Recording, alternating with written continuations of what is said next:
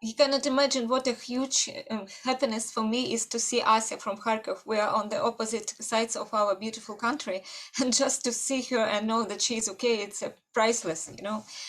We get acquainted many years before on the because of the Jewish culture, actually, Jewish singing, Yiddish, and many other issues, and so we are friends for many years already. Hmm. Are you also you speak Yiddish, and are you also a singer? Maybe doesn't. I think, but I studied Yiddish many years before in 2008 in New York, but shame on me, I forget a lot, but of course it was good base for singing production and working with Yiddish materials. Yeah. When you were in New York, were you at the Ich kann YIVO? reden, aber Excuse me? I didn't hear. When you go were ahead, please. when you were in New York, were you It's just bad. I see.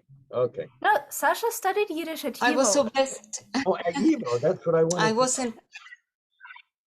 How interesting. Yeah, exactly. Mm-hmm. Well, when all of this is over, I invite you all to come to YIVO. Would you be so kind to repeat slowly? When all of this is over, I invite you all to come to YIVO. We will arrange it. Yeah, that would Thank be you so fun. much. Maybe you'll give a concert. I would like that very much. Thank you so much. It's very kind of you. Hello, Renata. Renata, you are muted. Yeah, I see it. Thanks. Hello. Hello. So we were just introducing ourselves. So I wanted to know a little bit about your background and how you know Asya. My background is that I'm a guide in Lviv before the war. And from 2012, I specialized in Jewish heritage and memory about the Holocaust. And I have an MA in heritage studies from the European Humanities University in Vilnius. Then I did a one-year program in Paideia, the European Institute for Jewish Studies in Sweden. And I continue at the Heidelberg University. At the moment, I'm writing them an update what I'm doing, how I coping with all this. Yeah, that's well, I know YIVO well. During the COVID, I did online courses that were available. And also last year, I was a participant of the winter school that was held online. So I was really lucky. Which course? So I really, which course did you take? Which course? I guess I will write you back because I don't really remember at the moment. No, but it's very. It was about the Jedwabne, yes, Jedwabne, and it's a memory about it in contemporary Poland. Elżbieta Janicka's class. Yeah. Yeah, she's wonderful. I know that she is now working with refugees. I don't know exactly where she is, probably somewhere in Eastern Poland. But so this morning, Asya sent me pictures of a loaf of bread that she baked. And do you still have that loaf, Asya? Yeah, I cut it, but you want me to bring it as an exhibit one? Okay, hold on. This is hold on. A beautiful, beautiful thing. Hold on. Okay.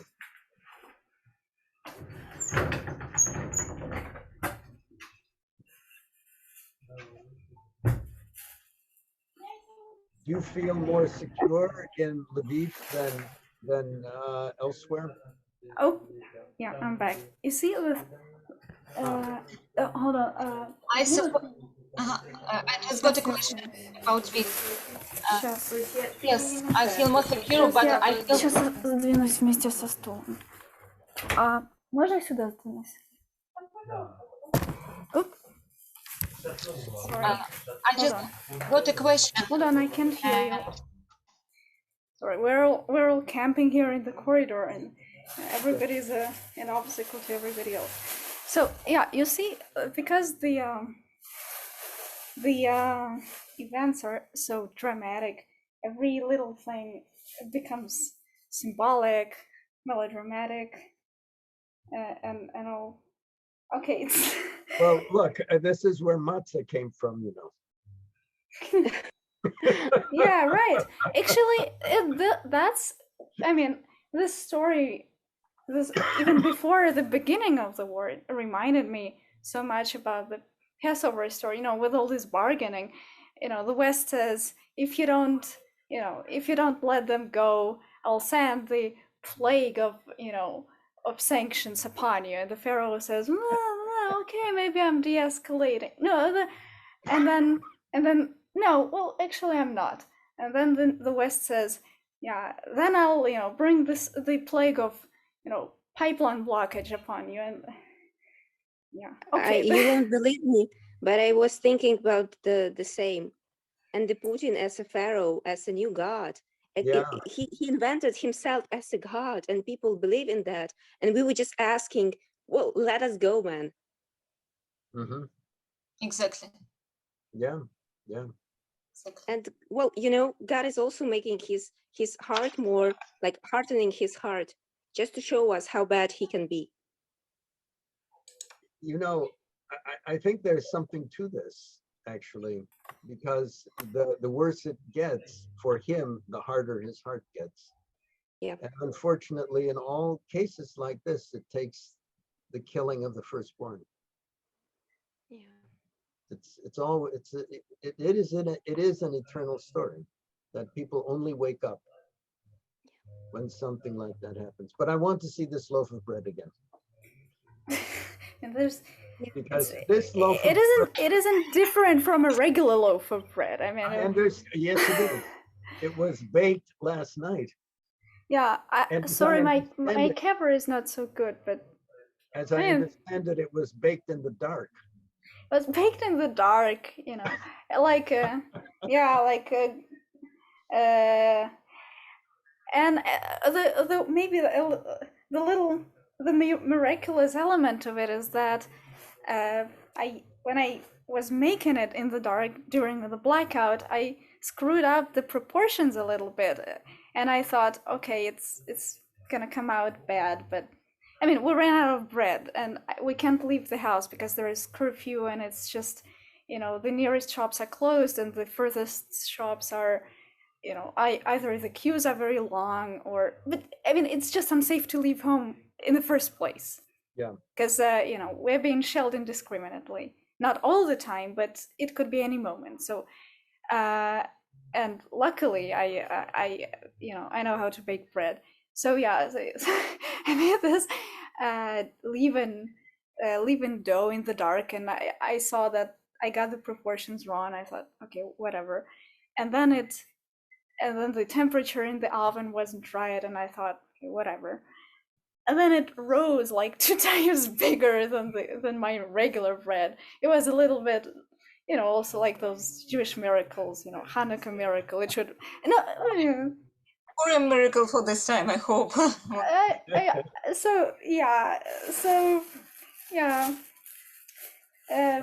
Symbolic. You cannot, you cannot escape symbolism. Well, and Pesach is coming up. Right? Yeah. Pesach, It's next month.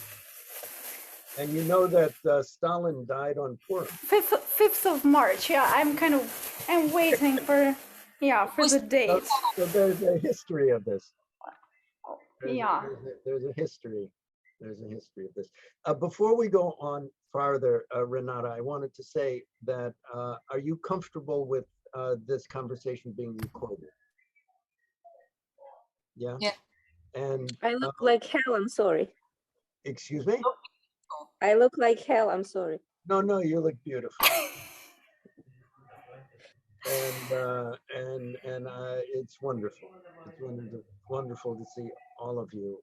And I'm hoping that we'll then maybe just put it up as a YouTube conversation. Would that be all right? Yes, okay. Yeah? Yeah, Okay. okay with me. Good. And as I said before, Renata, when this is all done, I invite all three of you to come to YIVO in New York, and we'll figure out how to make that happen. Make a Um, Yiddish party with booze. Would you like to repeat a little? I didn't get it. I'm sorry, I had some problem with the sound. Would you be so kind to repeat? When all of this is over, Yeah. I invite all three of you to come to YIVO. Thank you so much. In New York. United States will not give me a visa because I don't have official job at this moment. Sasha, I think. Oh, yeah. Just a sec. Maybe things will work out. Let's hope. Thank you. And we hope that you will come to our beautiful. Well, I would love to. I have been to Kiev only once, and then for a short time in 2013. But I would love, my family is from Zhytomyr and Chernigov.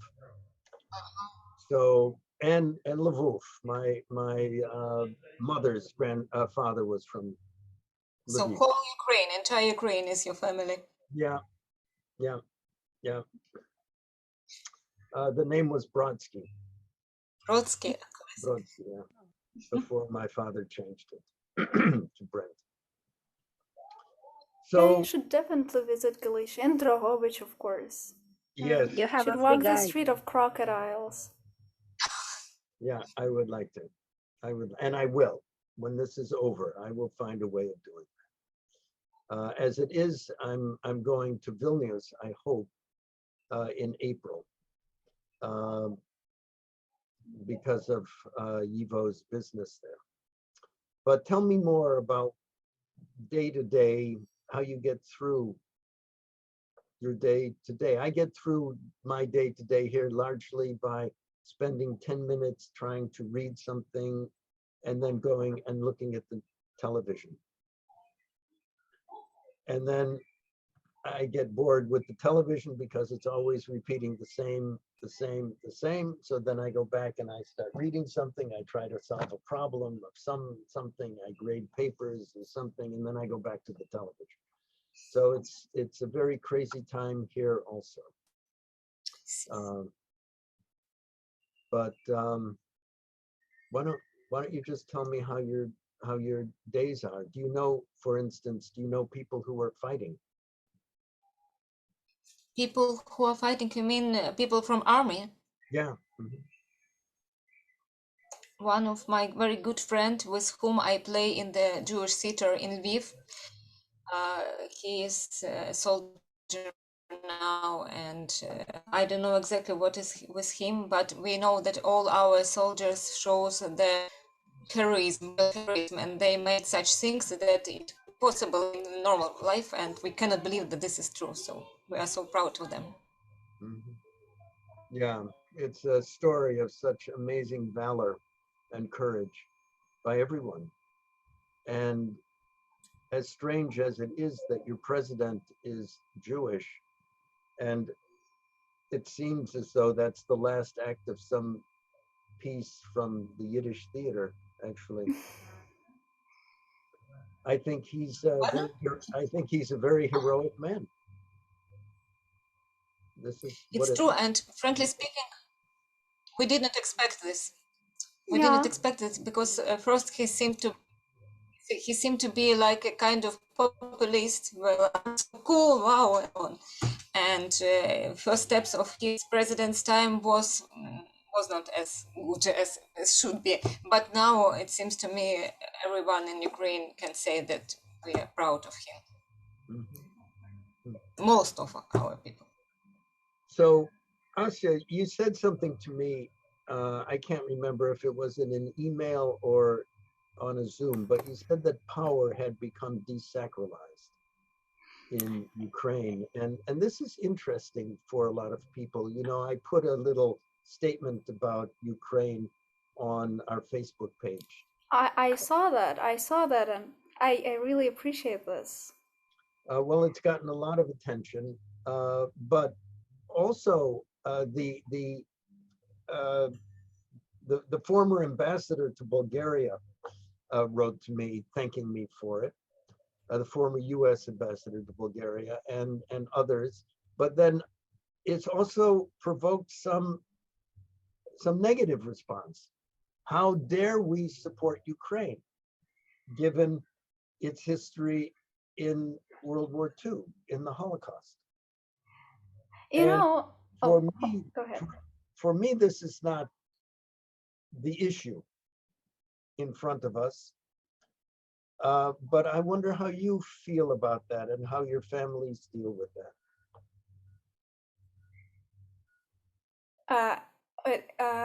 Who will be first?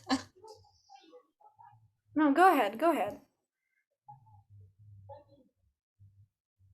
Okay.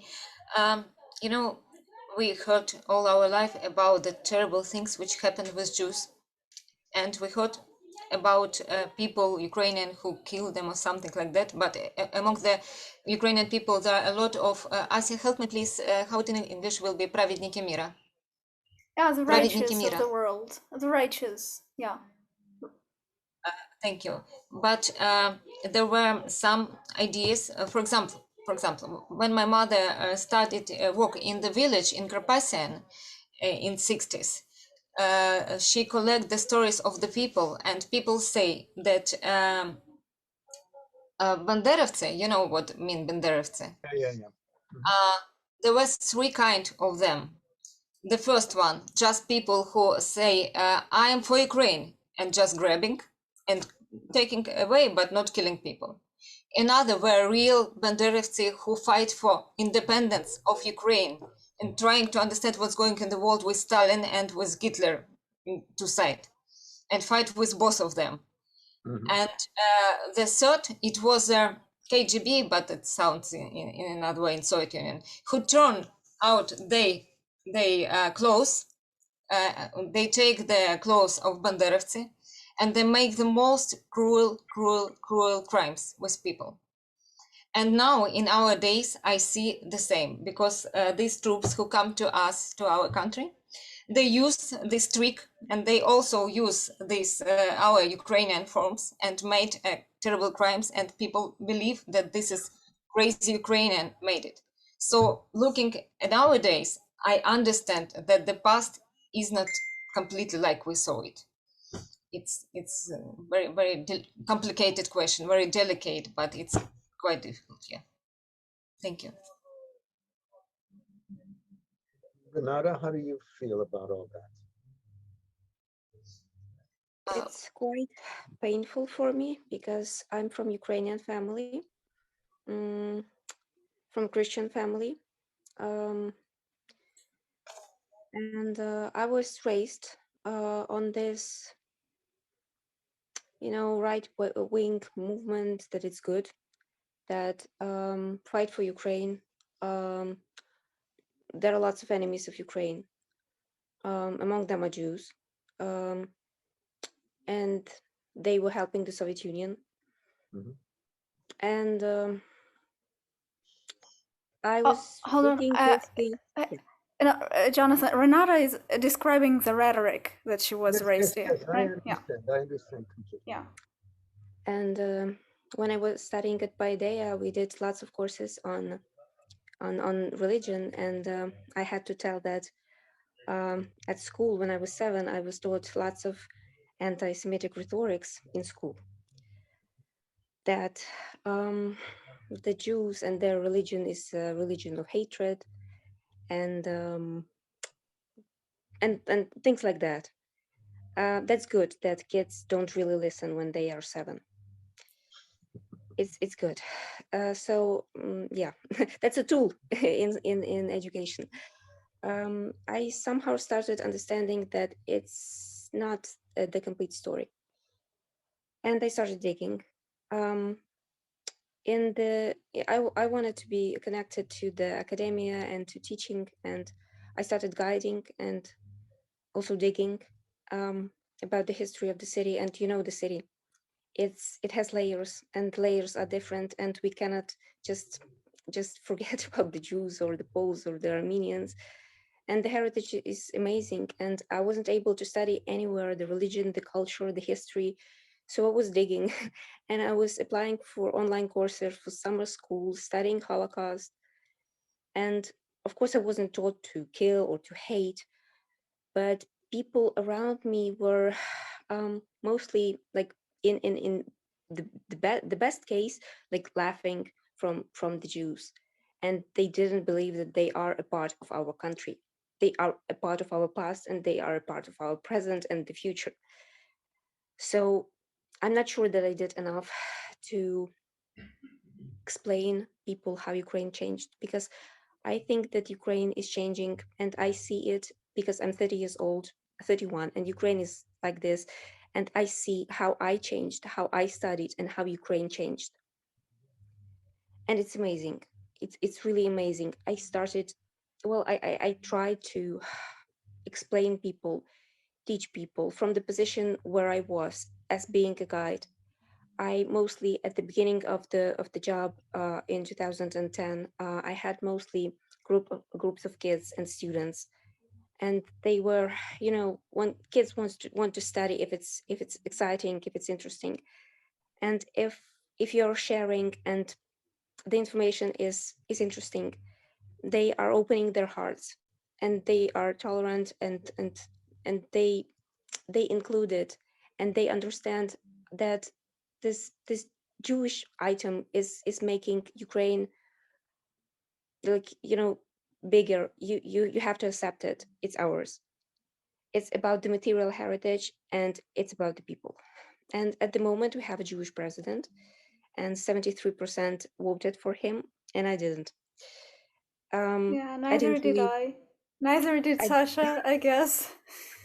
He was generally disliked. I didn't really believe in that. I believe in intellectuals, in wise people, and he was just, he was Zelensky, right? He was he But was he was joking. He was, an actor, yeah. yeah, and I knew that he, well, it's like a joke. People are mocking, well, someone who is standing behind him is mocking Poroshenko, right?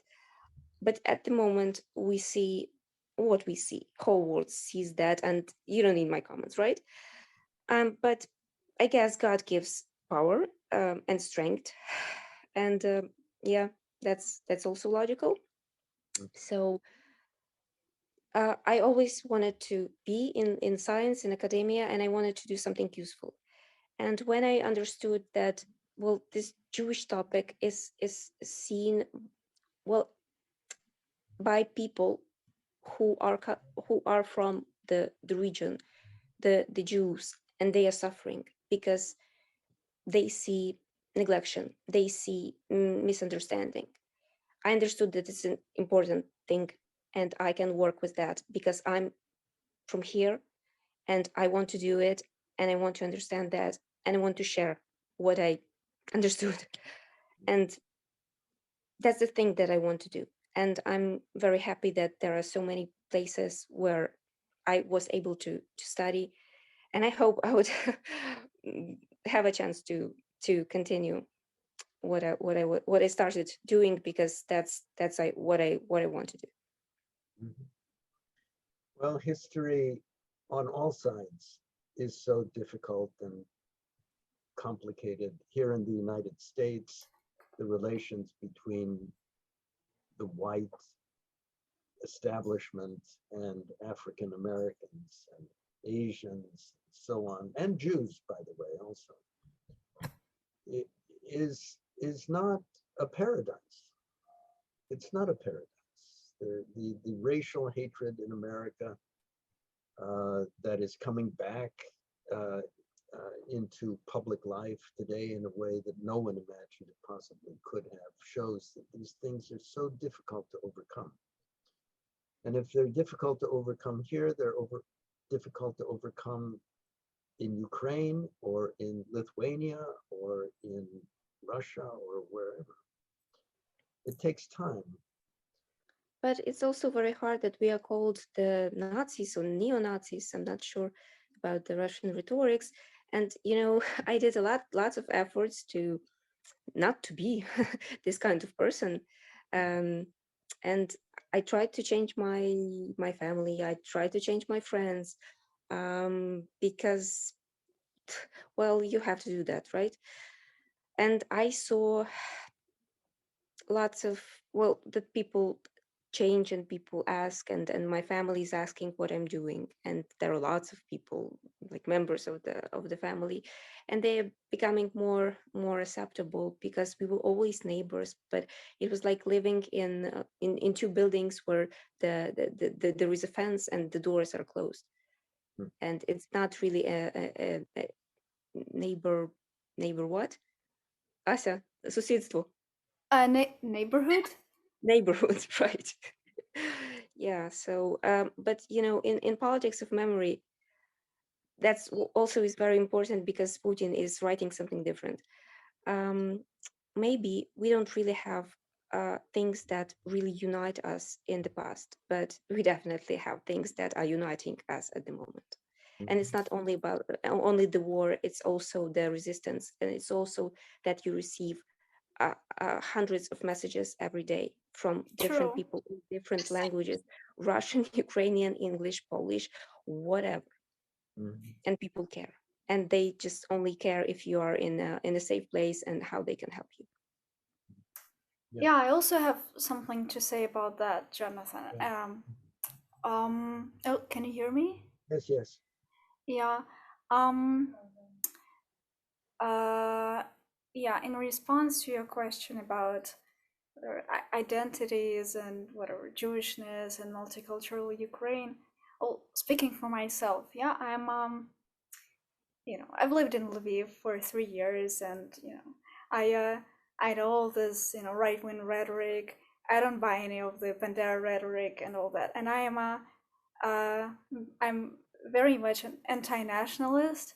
I'm definitely not a patriot. I actively dislike the concept of patriotism. I don't think in terms of, yeah, actively. I don't think in terms of nations or states. I don't love countries. You and my son would get along very well. Yeah, okay, whatever. Yeah. So anyway, I'm a cosmopolitan lefty, and I think in terms of communities, and I don't love countries, let alone states. I love people, specific people, because I cannot love abstract entities. I can only love concrete people and dogs and cats. So what's happening now, and what has been happening for the last 8 years since Maidan, is not about the nation in the ethnic or linguistic sense. It's about a community, and this is something I saw at Maidan first. What I mentioned to you earlier. Maidan was such a hodgepodge. It involved everybody, including right-wing populists, intelligentsia, peasants, workers, Russian speakers, Ukrainian speakers, people whom I wouldn't, people whose hand I wouldn't shake in any other circumstances, or everybody, because that was a fight for human rights.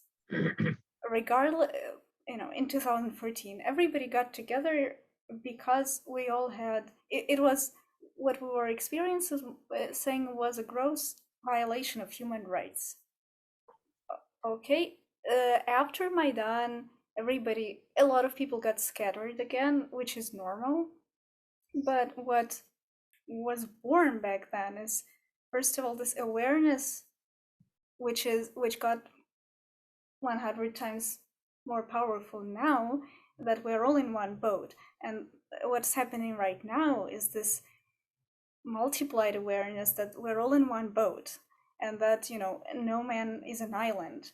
That's why my every morning starts with all these messages from people from all from Kiev, from Lviv, from Chernovitz, let alone from abroad, asking me, how are you? How was the night?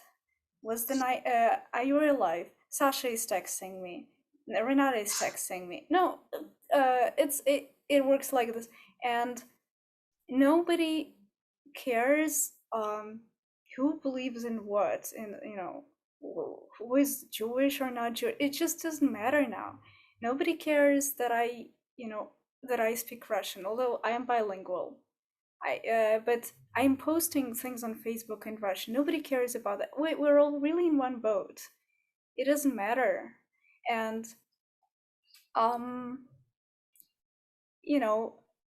this what I saw since Maidan is this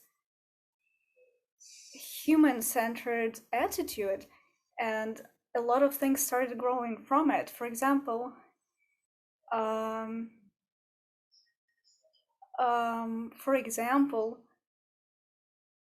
we started having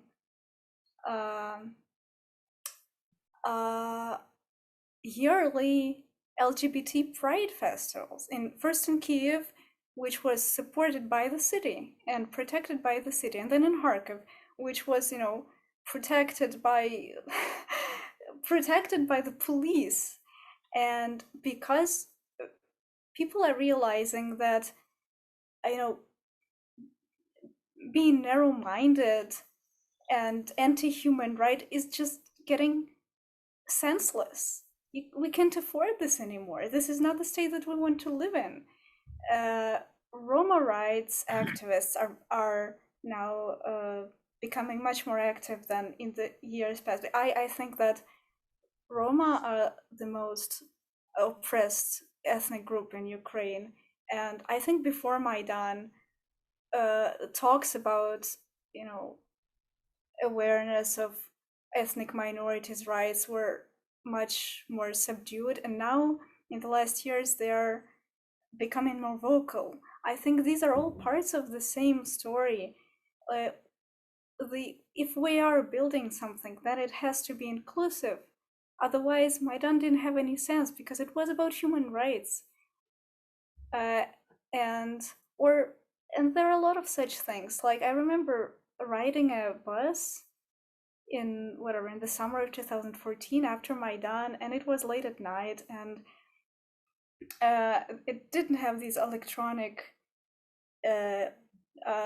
machines where you buy a ticket. Back then you had to pay the driver, and the door was closed, I think, and like the driver wasn't talking to people in the bus, like, please come up, buy your tickets. And a lot of people could have just gotten on the board and then left. It was fine, but I saw people approach the driver from the back seats and deliberately making a point of paying him, because the attitude was, after what happened, I'm not going to be a minor thief anymore. It's about being honest to the people, to yourself. So and that's why I appreciate it. It wasn't about glory, patriotism. It was about being honest to people. And if you fight for human rights and freedoms, you just have to fucking pay your fare in the bus. You have to care. If Roma are oppressed, and there have been pogroms in the last years, and people have been very vocal about those anti-Roma pogroms, you have to speak out. If there are, and this is how it works. I'm not saying that we're turning into paradise on earth. There are a lot of disgusting stuff going on. Like a few years ago, like some hooligans were just stoning the windows of the shul in Lviv. But it's brought to attention immediately, and it's and people are reacting to it, because this is the direction where we want to go. I have never seen as much love and solidarity, even within the country, as in these past few days. everybody cares about everybody. It's a beautiful story at a time of terrible tragedy. Oop, And oop, we got stuck. no, can you hear me? I think Asya might have lost her connection. I guess for me, for many people in America, the question is, will that last? Do you think it can be sustained? It was so in Poland also at the time of Solidarity. There was a great enthusiasm for multicultural, multi-ethnic, multi-religious unity of peoples and human rights and so on. And now Poland is a country that seems to have lost its way somehow and has become more authoritarian and right-wing. And the amount of anti-Semitism in Poland has risen to almost 50% of the country, I think, by some recent polls. So the question is, how do these things, how can you make it last? You know, that's what I ask here at YIVO. How do we, is it education? Do you think education is the essential element? I mean, Renata, you were talking about your education. And Yeah, I strongly believe, I still believe in army and in education. I'm joking. I believe in education. It's, well, because of education, I'm here. And it's a strong tool. And I was talking with my friend. She's a PhD and in sociology, and she's doing research about the Hasidim pilgrimage. And she's like 10 years older than I am. And I was asking her, when did you first heard about the Holocaust? And she told that in a textbook in school, and there was few lines about the Holocaust. So I had the same textbook. So we were not really able to find out about details, and we didn't really get that those people were our neighbors, right? I live like 45 minutes from Klepario station and from Yanivska camp, so it's very close. It's very close, and I started understanding that when I was 20 plus. So it wasn't really a part of my history, a part of my suffering, because I mostly suffered on the Ukrainian history. So, but nation and patriotism are nice words, and they are they are constructed, and the nation is like an imagined community, and it can be reshaped. So after the Maidan, we started thinking that we should reshape something, right? And we should do something about the language. But it's also, it's like, I'm like, I know I have this pathos, but it's just the war, and I don't behave like this always. But I'm 30 years old as Ukraine, and I see how it's developing, and for me it's like a child, and it is teaching. We have lessons every day, yeah, and we make mistakes, and sure. we sometimes are doing something good and sometimes not really. But about the like long running effect, it's always hard with the revolutions, because during the revolutions and during the war, we try to stay really positive, and we are, because we are very strong, and we help each other, and it helps. It really helps when you are helping someone close to you. Mhm. After the revolution, there will be something like a decline, and it's okay. I don't want to have propaganda in Ukraine, and I don't want all this like heroism and Ukrainian nation and all this well, nice words.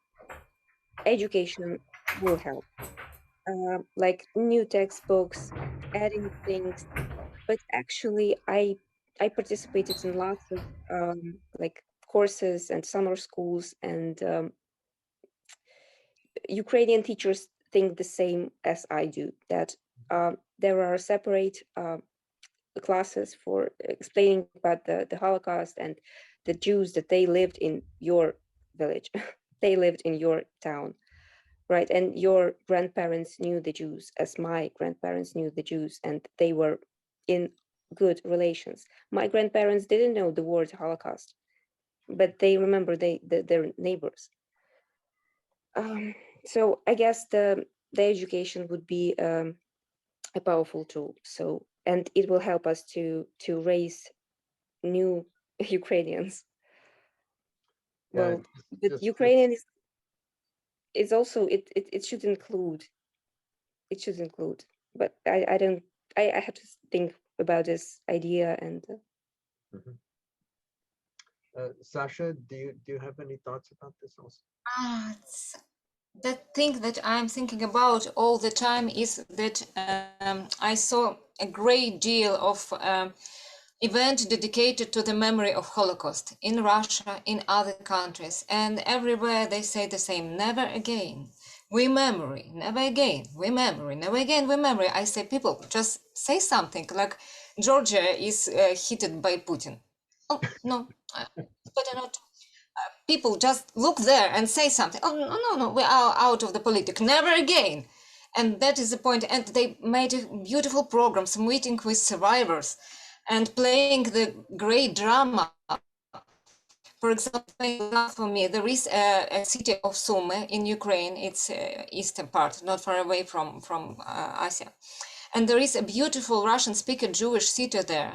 And they made a great musical production about the Vilnius theater in the time of the ghetto. And it's really great and painful, and they play so really. But when I asked the young lady who played the main role, do you know something about the Berlin Wall? Just occasionally I asked. She said, what? Berlin Wall? Oh, I don't know. It's interesting for me, you know. And I play also in some Brecht pieces as an actress. And when I communicate to the people to discuss the real thing about Brecht is, they play perfectly, but they did not feel it here. And it always was, I'm out of the politics, I don't have this, but never again. And that's now is the result of this huge tragedy of many years when people just close their eyes and here it is.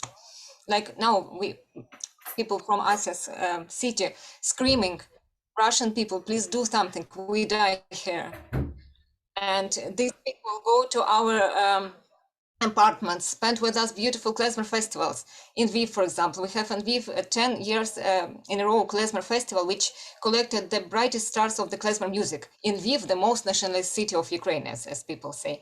And they still think that, no, this is Banderovцы and we have to kill them and so on. I'm looking for a recipe, but I don't know where this recipe is. Thank you. Yeah. Asya, you were going to say something Uh, yeah, I was that was a response to what you something you said earlier about education and also comment on the multicultural aspect of things. That I was thinking that in the years when I lived in Lviv from 2014 until 2017, I saw the city change before my eyes. For example, just in these 3 years, hold on. Sorry. For example, no, it's just, you know. Yeah. I think there were 2 consequent years of the so-called Jewish days, like Jewish days in the town council. Like there was something one wouldn't imagine to see like 5 years before that, a panel discussion first at the university where I taught, UKU, the Ukrainian Catholic University, mind you, and then the same kind of discussion, but openly, a lecture and a round table at the town council about, about the Lviv pogrom and about the Ukrainian collaboration. I wouldn't imagine, but there is this German historian Kai Struve who specializes on this issue. So he came to Lviv, and first it was a little talk among the scholars, and then it was a much bigger talk at the city council, and it was free for everybody. Everybody could come and listen, and then there were lectures about Yiddish cultural activists of the beginning at the beginning of the century, and memory politics. All those events were happening as part of those Jewish Days in Town Council. That's the name of the event. I think it lasted for 4 days, I guess. I think it happened twice. I'm guessing in 2016, maybe 15 and 16, something like this. And then the memory space, the memorial was opened while I was living there, in the very center, in the ruins of the Golden Rose Shul, and the memorial space, which had been had been planned many years before that and was finally put into life.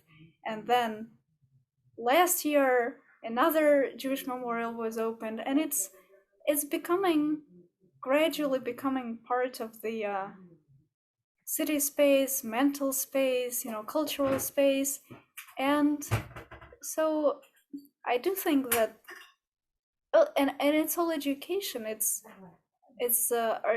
artistic intervention, and it's just awareness, growing awareness of the same idea that we're all in one boat, and we're all parts of one history, and no man is an island. So this is the kind of Ukraine that I would like to live in. I'm sure that it won't be as smooth and nice after this catastrophe ends,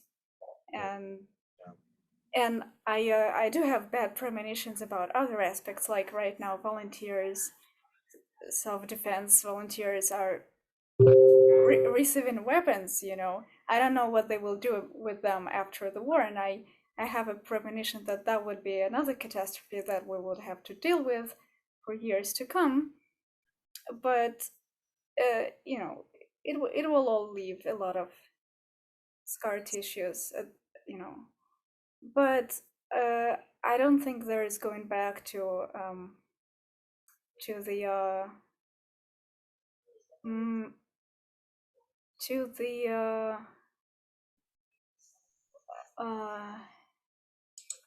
like to the split community of whatever ethnic centered people. I don't think there is going back to that, because we've already been too close to to get scattered again, if I'm making any sense. No, it does. What you're saying makes sense. What you're saying is a hope. I hope so too. I hope America doesn't go backwards. A lot of people thought America could not go backwards. I mean, imagine electing Barack Obama as president of the United States twice. What did that mean? It meant that America had changed. And then it elected Trump. And almost elected him a second time. Putin's best friend. But did you see any good and irreversible changes in people after Obama's rule? Because it wasn't exactly the same audience that voted first for Obama and then for Trump, right? It wasn't this. No, but some people did. In fact, many people who voted for Obama then voted for Trump. It's really documented, yes. It's documented. Huh. So these things take time. It's, you know, what Lenin said, one step forward, two steps back. Yeah, they're really a relevant source to quote, huh? Well, you know, a friend of mine said something interesting. He said that he said that maybe we're still witnessing um the later stages of the crash of the Soviet Union, because it didn't just crash when it crashed. Like Yeah. it, you know, it's like radioactive ore. Exactly. It takes, you know, centuries to really decompose. Yeah, So yeah, yeah. yeah, Perfect And parallel. and the West, America, made many mistakes in the early 1990s.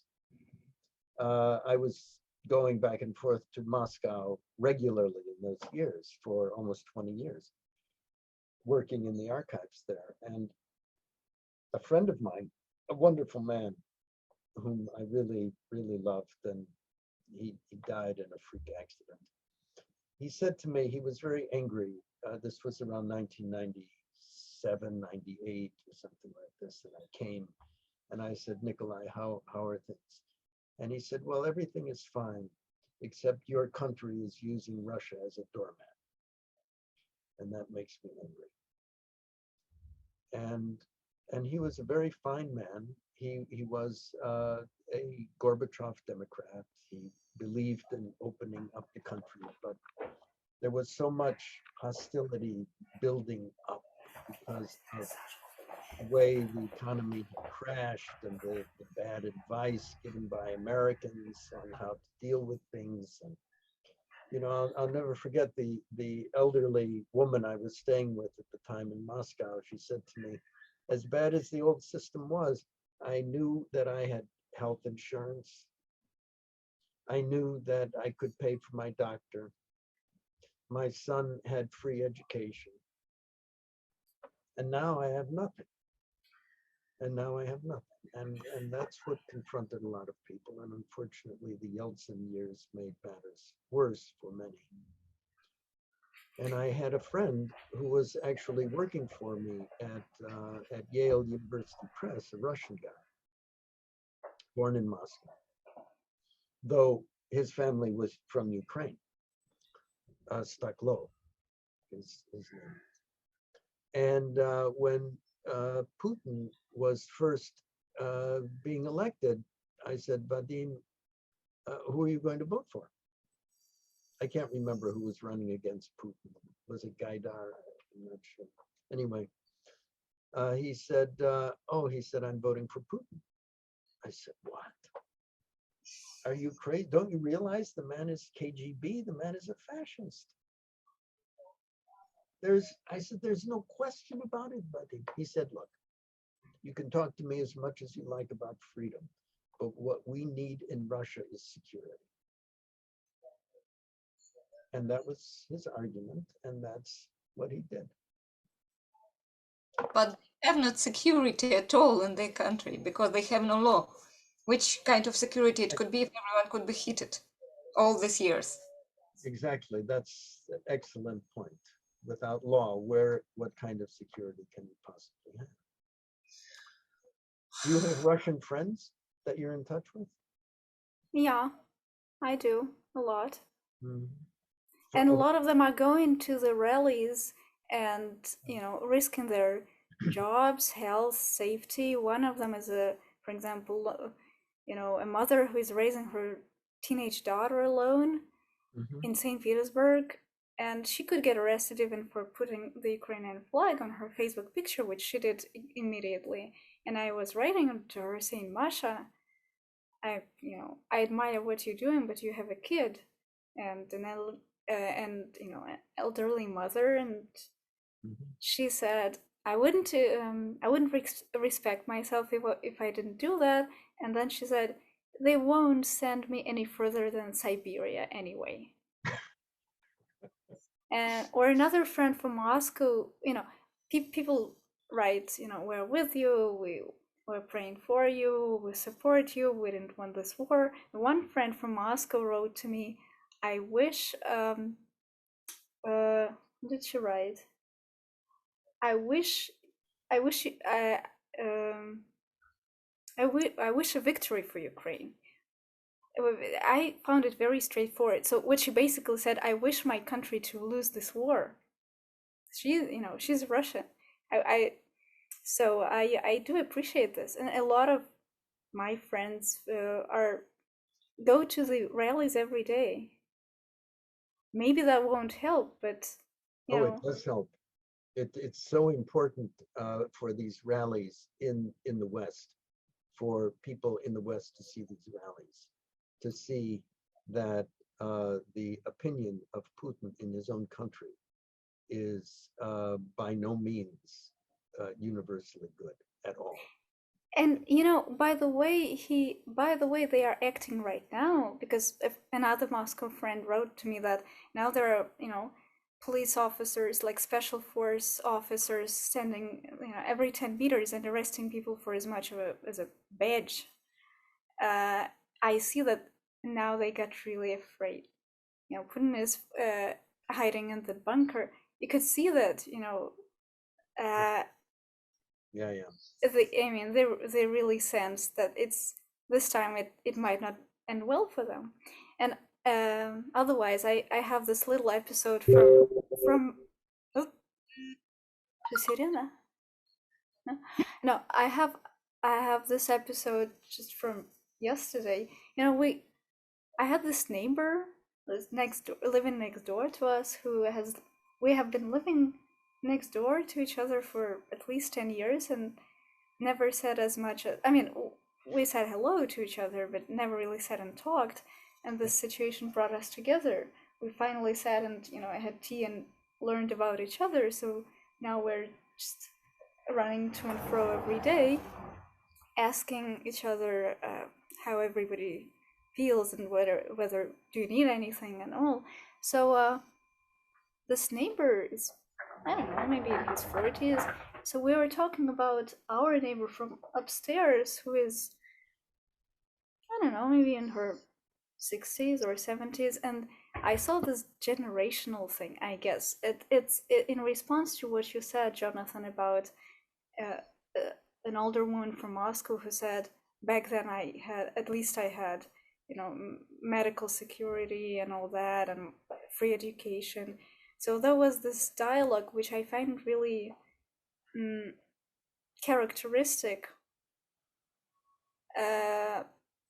symbolic of it. So my neighbor from upstairs, this older woman, she said, my neighbor from next door, this guy in his 40s, he came back and said, I was talking to Polina from upstairs, and she said, I don't care who comes, to the power. I don't care who ends up, ruling us, as long as they are not shooting, which is very understandable, of course, and as long as they're not shelling whoever becomes the president. And my neighbor from next door said, I get it, but it just doesn't work like this. I'm sorry, you can't say this anymore. And I thought that was a dialogue between attitudes and outlooks. Very interesting. And he's a very mild guy. Like, he's not political. We all got political, 5 days ago. You couldn't afford to stay political anymore.